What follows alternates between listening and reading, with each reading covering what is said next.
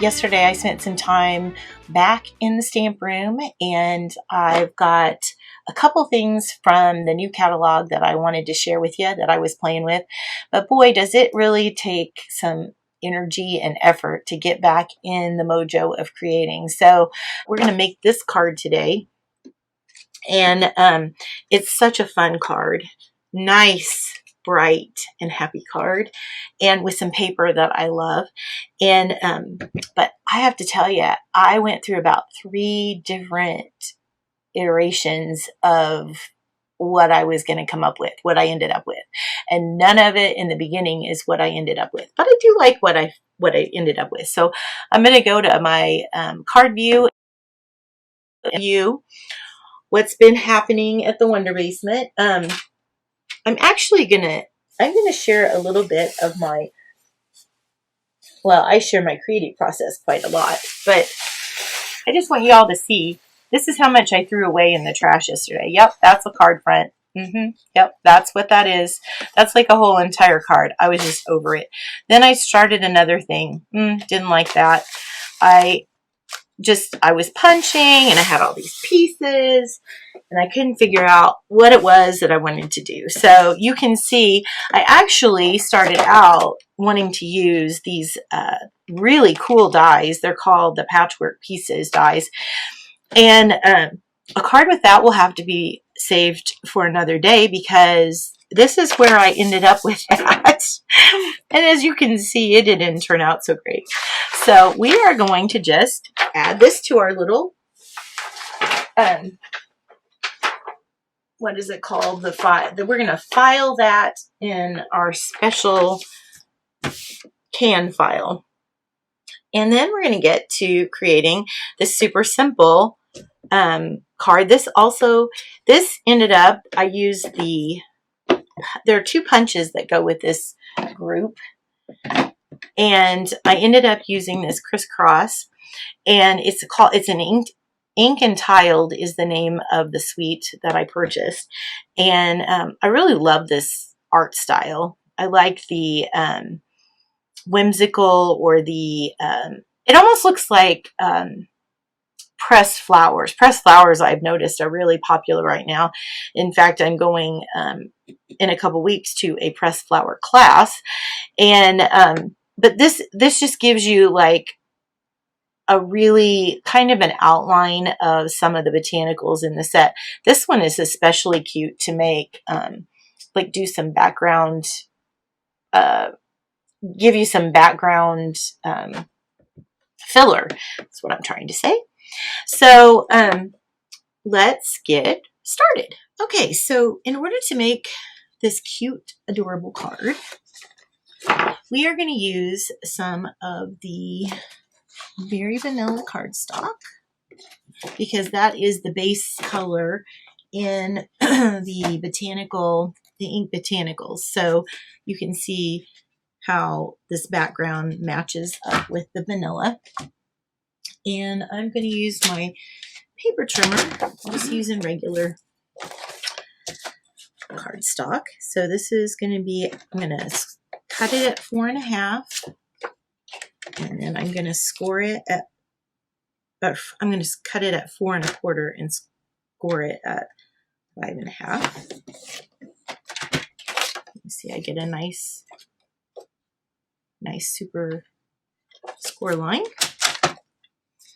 And then I'm also going to cut the inside out because I'm going to use my Lost Lagoon cardstock as my accent color. And I'm going to cut this one also. I'm going to cut this one at 4. And then I'm going to cut it at 5 1/4. No, I'm going to do it at 5. And 3 3/4. I want it just a little bit smaller than, or a little bit larger mat around it on the inside. Okay, so, and then I've got, this is cut at 4 by 5 1/4. So that's going to be our piece that's going to go on top. Before I do anything, well, I'm also going to need 17 of the crisscross, I keep wanting to say crisscross applesauce, pieces of this DSP, and I chose this inked flower, and then the back of this is the crushed curry polka dot pattern, and I just really love this particular pattern. So I've got 17, actually I've got 16 of these. You can get 16 out of the whole sheet, and this is how I did it, but I want to make sure that I'm going to keep these edges because I may need to patch some on these little edges to finish all of that off. So I'll just set these aside to see what I need at the end. And so I've got those cut. I'm going to get my Lost Lagoon and ink up my flower.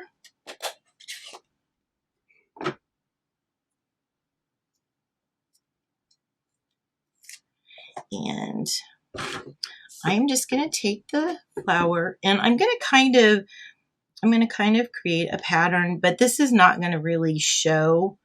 And I'm going to flip it up, like kind of nest them together.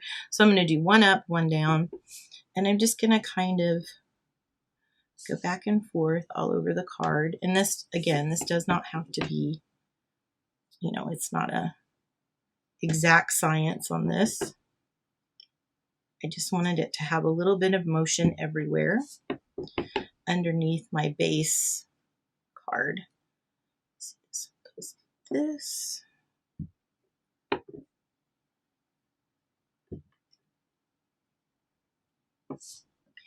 And that's kind of how I get my patterns on the bottom. Sometimes I'll do them all one way, and then I will make a pattern this way or make a pattern this way. You just need something so that it kind of has a simple repeat. Okay, so then I'm going to take my seal. Actually, what I'm going to do first, I didn't do that when I was making my sample. Now what I'm going to do is I'm going to start in the center, and this card is going to go this way. I'm opening it up horizontally instead of vertically. So I'm just going to take my pieces and I'm going to start. Now what I'm going to do is start putting the yellow in first, because I know I want the yellow in the center of my card. So I'm just going to start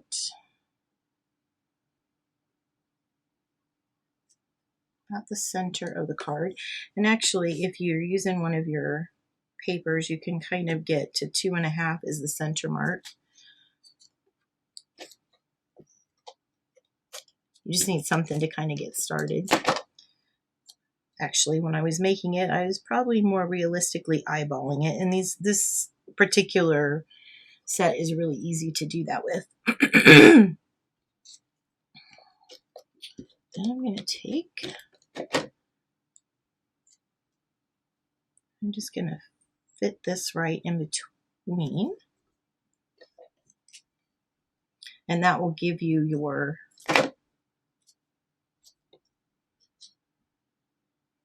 center, and then you just build out from that. And then you're going to go off the page.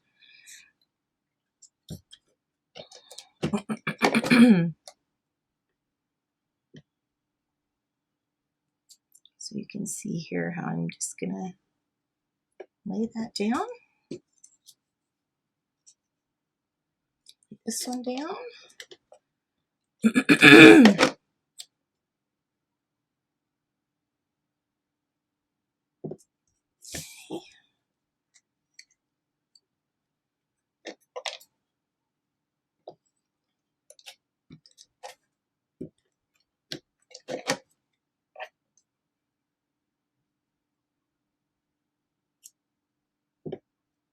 And you're just going to want to maintain kind of an even space in between them. I mean, it's not, again, it's not rocket science. So you can kind of, there's a lot of give and take,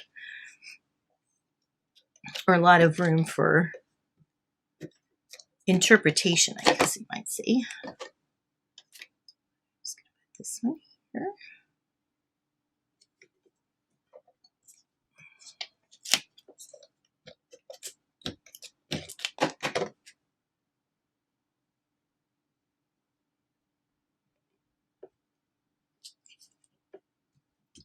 That.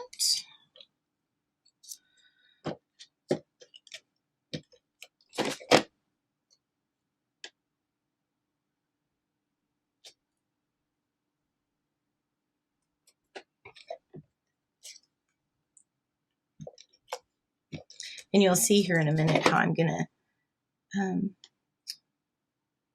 use some of the pieces that I had from my sheet. And then I'm going to make this one kind of right here. Push this yellow one out.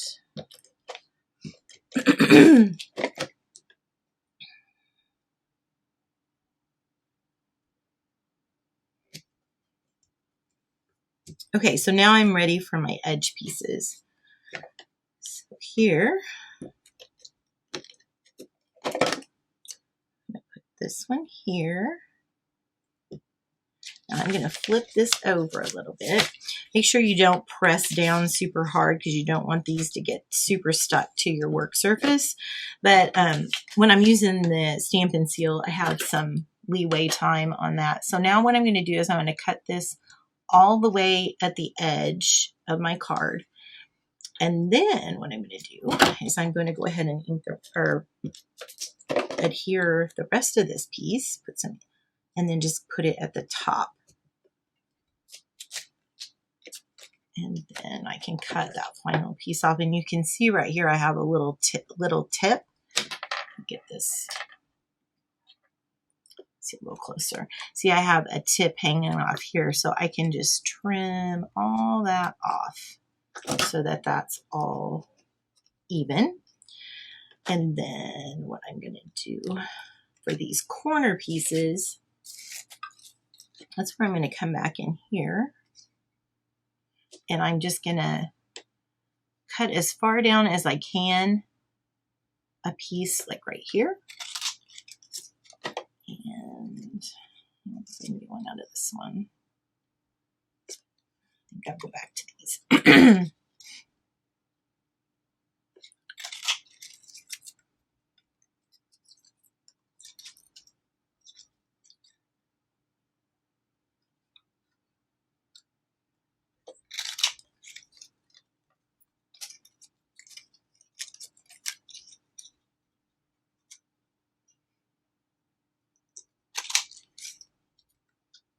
All right, I think that's going to be enough.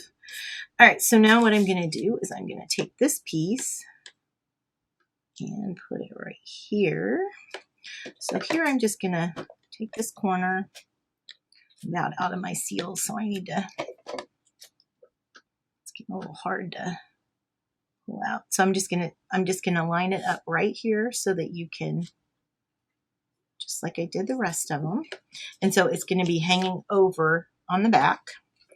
And then I'm going to do the same thing here, like this. Oops. You kind of have to turn it around or move it to where it's the right space.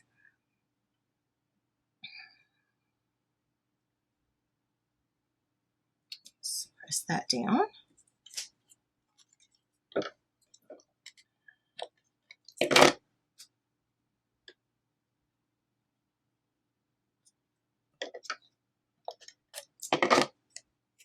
Here we go for our last one.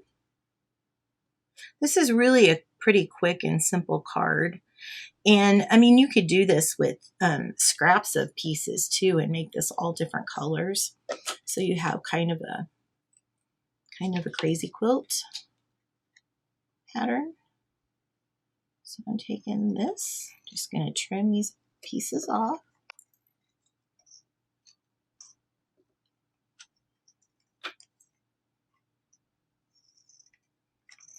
So I'm just going to take all these and throw these pieces away because you're not going to need these anymore. And then you've got the front of your card. So That's super fun and easy. Then what I'm going to do is I'm just going to put some seal on the back of this. And I'm going to lay this on the front.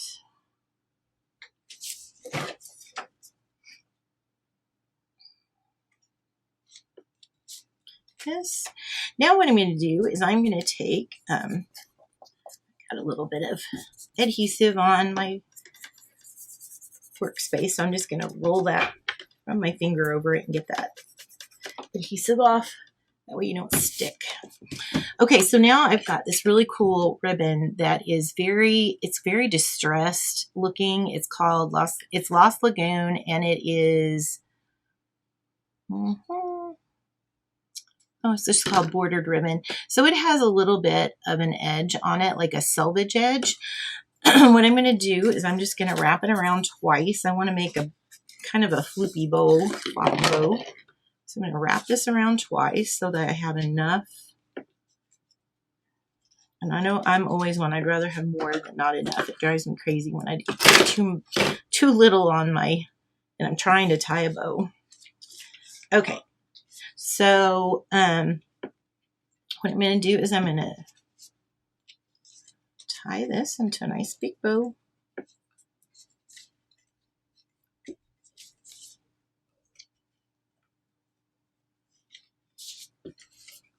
And get it where you want it. And I like this because I like it to be on the back, on the inside of the card. I like to decorate the inside of my cards.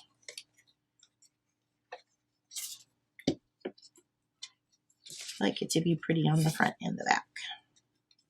Front, in the middle, and the back.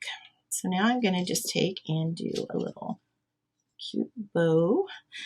Take this down so that it's nice and tight. And then I'm going to cut this piece off and this piece off. And I'm going to take my paper snips. And then I'm just going to kind of cut down the edge of this. Because this is a bordered ribbon, but I really want to fray this edge. Because it looks distressed, and then I like that look. I'm going to take it another level of distressed. All right, and then you can see I can just pull these pieces off. I need to take this all down.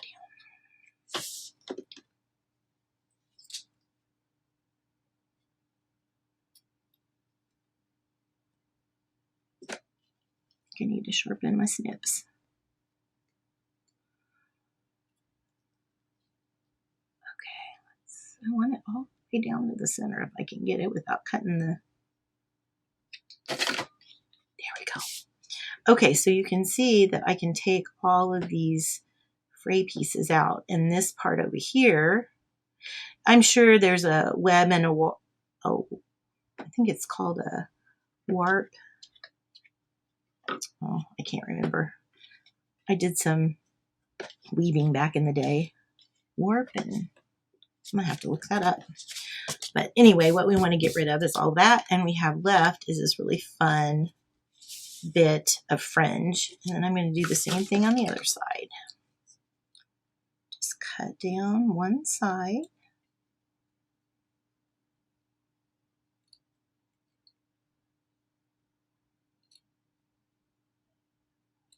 Try a different pair of snips. I feel like my tips are kind of dull there. Apparently I cut all my stuff on with my tips of my scissors. Okay, so I've cut all the way down, and I'm just going to pull this off. I love doing this. This is very satisfying. You want as many of the long strings off. What is that called? Web and warp? Is that it? I don't know. I can't remember. Okay, so